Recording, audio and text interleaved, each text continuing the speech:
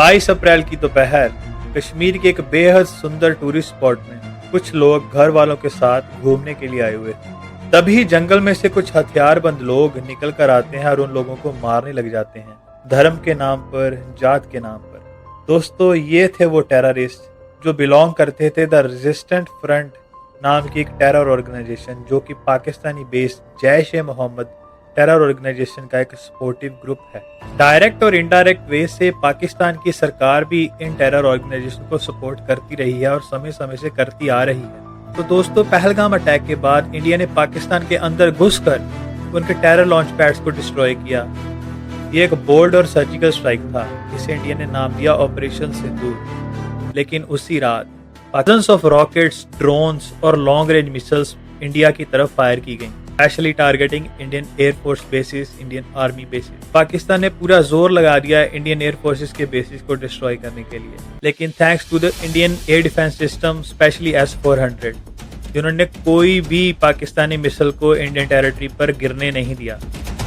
हर एक रॉकेट को हवा में ही इंटरसेप्ट करके डिस्ट्रॉय कर दिया गया।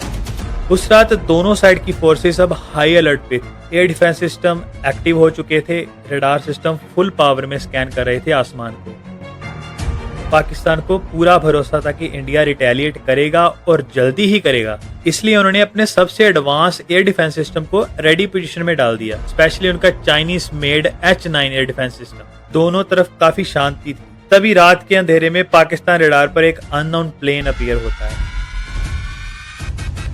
ये एयरक्राफ्ट फ्लाई कर रहा था at low altitude but very high speed और डायरेक्शन थी पाकिस्तान की तरफ। इंडियन एयरफोर्स इसे इंटेंशनली लो फ्लाई करवा रही थी ताकि पाकिस्तान रडार्स को चकमा दिया जा सके। लेकिन पाकिस्तान के HQ-9 रडार ने एयरक्राफ्ट डिटेक्ट कर लिया। सेकंड्स के अंदर टारगेट लॉक हुआ और मिसाइल लॉन्च हो गया। मिसाइल निकलते ही कुछ ही समय में वो इंडियन एयरक्राफ्ट डिस्ट्रॉय हो जाता है। तो दोस्तों, पाकिस्तान की न्यूज की माने तो उन्होंने इंडियन राफेल को गिरा दिया था। पाकिस्तान अभी खुश ही हो रहा था, लेकिन असली कहानी तो कुछ और ही थी। वो एयरक्राफ्ट एक डमी जेट था, एक डीकॉय, जिसमें रियल वेपन नहीं थे, पर रडार और हीट सिग्नेचर रियल फाइटर जैसे थे। इंडिया ने एक बहुत ही पुराना मिलिट्री टेक्निक डिसेप्शन का यूज किया था। इस डिसेप्शन के कवर में इंडिया ने सिंक्रोनाइज करके एक cyber electronic air strike launch किया, जिसमें Pakistani air defence system HQ-900 के 50% से ज्यादा सिस्टम जैम हो गए और डिस्ट्रॉय कर दिए गए। तो दोस्तों, पाकिस्तान ट्रैप हो चुका था। उन्होंने जो सोचा था वो फेक था और जो रियल था उसका अंदाजा भी नहीं लगा सके। Indian air force not just retaliated but completely outsmarted Pakistan air defence. तो दोस्तों, ऐसा नहीं है कि इंडिया ने जो डिसेप्शन टेक्निक है ये पहली बार यूज की है। मिलिट्री डिसेप्शन एक पुरानी कला है और दुनिया भर की आर्मी इसे हर जमाने में यूज कर चुकी है। जैसे वर्ल्ड वॉर 2 में एलाइस ने एक जीनियस डिसेप्शन यूज किया था हिटलर को चकमा देने के लिए। उन्होंने एक फेक आर्मी बनाई, डमी टैंक्स बनाए, इन्फ्लेटेबल जीप्स बनाई और इवन फेक रेडियो ट्रांसमिशंस बनाई, ताकि हिटलर को लगे कि इन्वेजन फ्रांस के किसी और पोर्ट से होगा। इस ऑपरेशन का नाम था ऑपरेशन फोर्टिट्यूड। तो हिटलर ने असली जगह अटैक करने के बजाय गलत जगह अपनी आर्मी भेज दी और इसे डिसेप्शन की वजह से D-Day का असली मिशन सक्सेसफुल हुआ। तो दोस्तों, जब इंडियन आर्मी ने डमी फाइटर प्लेन भेजा तो ये सिर्फ एक डिसेप्शन ही नहीं थी, ये एक इंटेलिजेंस गैदरिंग मिशन भी था। इसका मेन मकसद था पाकिस्तान के HQ-9 डिफेंस सिस्टम को एक्सपोज करना। दोस्तों, आज के जमाने में जंग सिर्फ टैंक्स और मिसाइल से नहीं जीती जाती। स्मार्ट थिंकिंग, साइबर टैक्टिक और साइकोलॉजिकल वॉरफेयर भी इक्वली इंपॉर्टेंट है।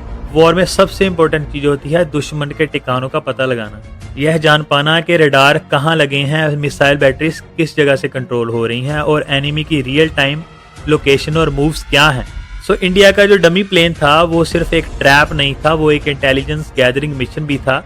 जब पाकिस्तान के रडार ने उस एयरक्राफ्ट को डिटेक्ट किया तो उन्होंने उसे रडार में लॉक किया और डिस्ट्रॉय किया। पर इंडिया का असली मकसद पूरा हो चुका था। रडार लॉक होने के मोमेंट पे इंडिया को पाकिस्तानी HQ-9 रडार सिस्टम का एग्जैक्ट लोकेशन मिल गया और उन्होंने एक टैक्टिकल मूव चल के उन रडार सिस्टम को डिस्ट्रॉय कर दिया। दोस्तों, ये मूव इतना एक्यूरेट और सर्जिकल था कि पाकिस्तान बिल्कुल डर गया। उन्होंने देखा कि एक सिंपल डमी प्लेन ने उनके सबसे एडवांस डिफेंस सिस्टम को कॉम्प्रोमाइज कर दिया। इसके बाद पाकिस्तान ने एक बहुत ही शॉकिंग डिसीजन लिया। जी हाँ दोस्तों, उन्होंने इंडिया की तरफ से आने वाले मिसाइल्स को इंटरसेप्ट करना ही बंद कर दिया। ताकि इंडियन एयरफोर्स उनके बाकी बचे हुए रडार्स की लोकेशन ना पता कर पाए। ये बात पाकिस्तान के एक मिनिस्टर ने ओपनली एक्सेप्ट करी उनके पार्लियामेंट में, ताकि हमारी लोकेशंस जो हैं वो लीक ना हो या वो लोकेट ना हो।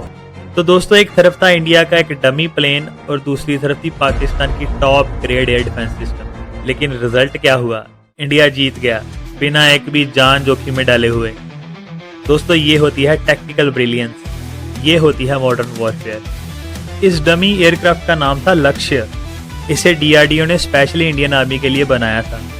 ये रिसेंबल करता है Su-30, MiG-29 जैसी एयरक्राफ्ट्स के लिए, जो बेहद एडवांस टेक्नोलॉजी के एयरक्राफ्ट्स हैं। इनको रिसेंबल करता है ये लक्ष्य DRDO का बनाया हुआ एक डमी एयरक्राफ्ट, जिसे इंडिया ने पाकिस्तान के खिलाफ यूज़ किया और पाकिस्तान को बिल्कुल ही आउटस्मार्ट कर दिया। तो दोस्तों, ये टैक्टिकल अप्रोच प्रूव करती है इंडिया की कोल्ड स्टार डॉक्ट्रिन को और इंडिया की टेक्निकल एंड मिलिट्री ब्रिलियंस को। तो इसीलिए कहते हैं कि जंग सिर्फ हथियारों से नहीं, दिमाग से जीती जाती है। और अगर आपको यह स्टोरी माइंड ब्लोइंग लगी तो वीडियो को लाइक करो, शेयर करो, कमेंट में अपने ओपिनियंस लिखो और सब्सक्राइब करो हमारे YouTube चैनल अकाल विज्ञान को, जहां फैक्ट्स मिलते हैं प्रूफ के साथ।